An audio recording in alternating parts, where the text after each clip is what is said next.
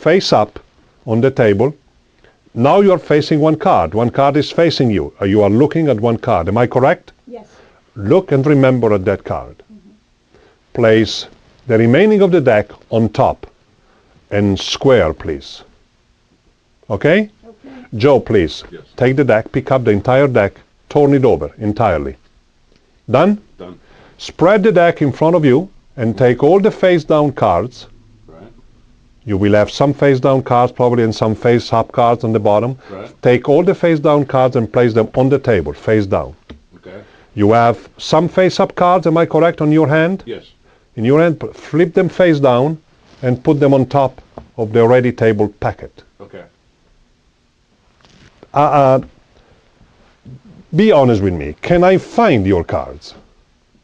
Hopefully. Thank you so much. I don't think it's possible. Let's see. It's entirely in your hand, this thing was entirely in your hand. This is really difficult. I'm so sorry for this. I'm going to try to do this. I will not touch this anymore. You cut completely at random. You look at the card. You bury the card in the middle of the deck. Please name the card. And I'm going to do this because this is just guessing. King of diamonds. And Ten of spades. let's see. Ten of spades. Oh, thank God. Thank God. Thank God.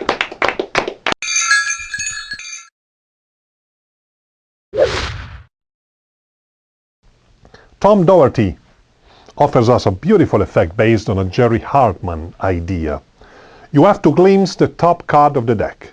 You have to know it. Sometimes, when the spectator shuffles the deck, you have a chance to glimpse the bottom card. Many times the spectator shuffles in one way that you can glimpse the bottom card, and in that case, let's say the ace of hearts, you shuffle it to the top with an overhand shuffle and you place the bottom card to the top. Or you can casually take back the deck after it's been shuffled and you say, remember, you shuffled this card, and when you point at the spectator, casually you glimpse at the bottom card. There are many, many ways to do this. Anyway, you know the top card of the deck. In this case, the ace of hearts.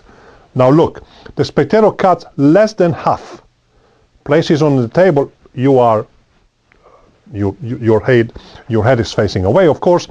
He looks and remember at this card. He places this on top. Remember the king of spades. Places this on top, hiding the selected card.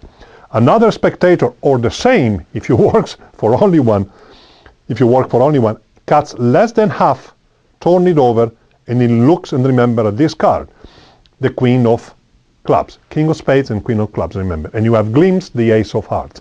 And he places this on top. Now, before you face again forward, a third spectator, or the same, flips the entire deck over, spread all the cards face down, and places them on the table, turns these cards face down, and places them on top. Apparently, you don't have any clue on this, but it's really very easy to find the two cards.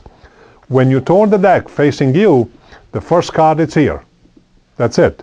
The next card, it's on the left of your glimpse card. Remember, you glimpsed as the top card the ace of hearts. On the left is the other card. You can produce these two cards the way you want. Tom Doherty uses this. He simply places the two packets on the table, leaving the two selected cards on the bottom, and after the spectators name the card, he flips over the two packets, revealing them. It's very, very strong.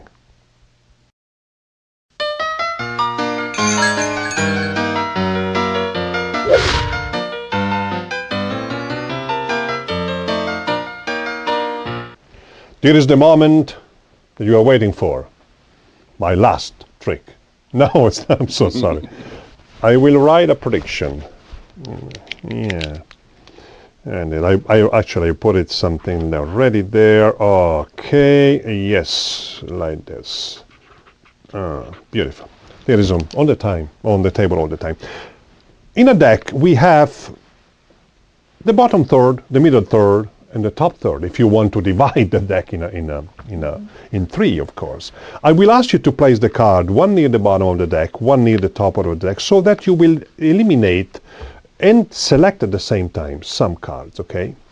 This trick was given to me by a friend of mine, a French magician. Beautiful, beautiful trick.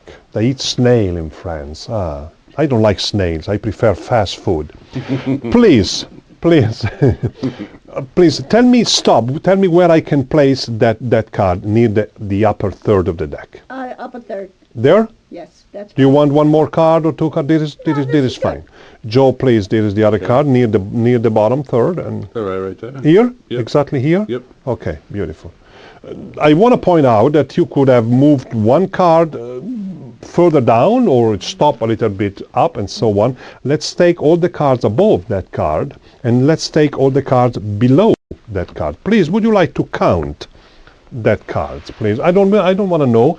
I don't want to know. Please count them. You can count them one at a time so that everybody, even from home, can see. I don't want to know. Don't say aloud. Don't say aloud. I don't want to know. I don't want to know. No clue for me. There is the prediction, remember, on the table. Please place them on top. Wonderful, like this. Fantastic. I want to point out one more time that you place the two cards, bottom third, top third, eliminating those cards, and at the same time selecting a number by adding those cards together. This is my prediction. Would you like to read it? And you can even... The card after the number of cards you counted will be the 8 of hearts. Okay, how many cards did you count? 20. 20. Would you like to count 20 cards, please? 2, 3, 4, 5, 6, 7, 8, 9, 10, 11, 12, 13, 14, 15, 16, 17, 18, 19, 20. And the next card would be the... Yes, it is. It's the 8 of hearts.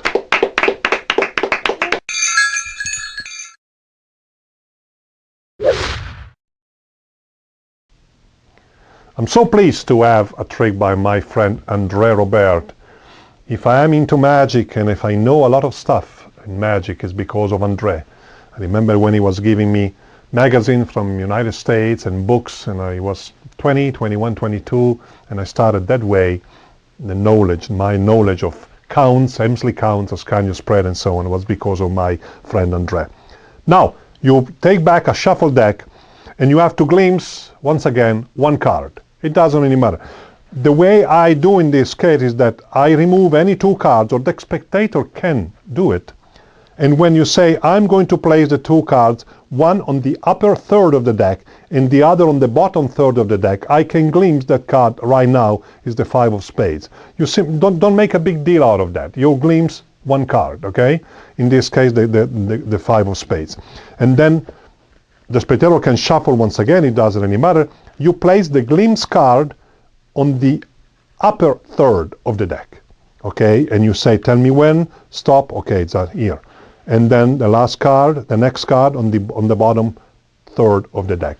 When you square the deck, you take all the cards above that card, you simply square this on top. You remember there is the 5 of spades, and then you take all the cards below that protruding card near the bottom of the deck, and you square. The spectator counts this. Of course, your prediction says the card after the number of cards you have counted will be the 5 of spades. In this case, he places these cards on top, and when he counts these cards, the next card is the 5 of spades. Very simple, but if you glimpse the card without suspicion, it's absolutely stunning.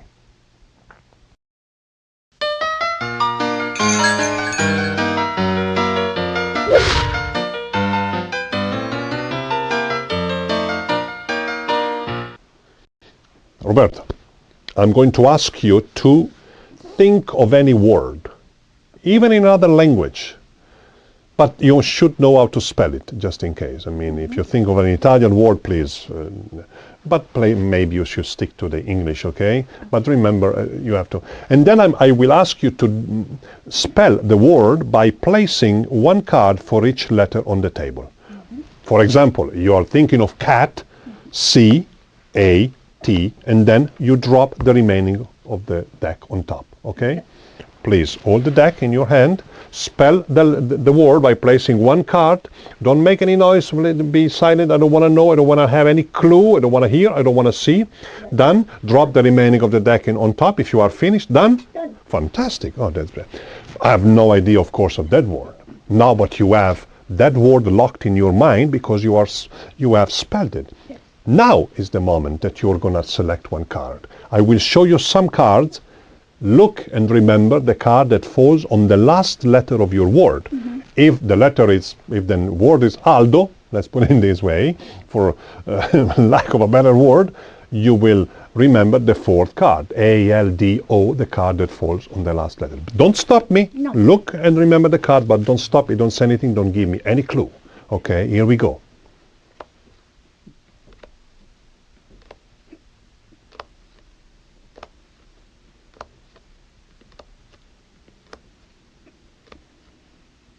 I assume you've already seen your card? Yes. Yes, that's good. Please, cut the deck anywhere you like. And once again, I want to emphasize that I have no idea of the word that you have chosen. Nevertheless, I can spell your chosen word. It would be amazing or not. Your chosen word. Y-O-U-R, chosen, C-H-O-S-E-N, word, W-O-R-D. I'm just kidding, but please tell me the name of the card. 7 of clubs. I didn't have any clue of the word.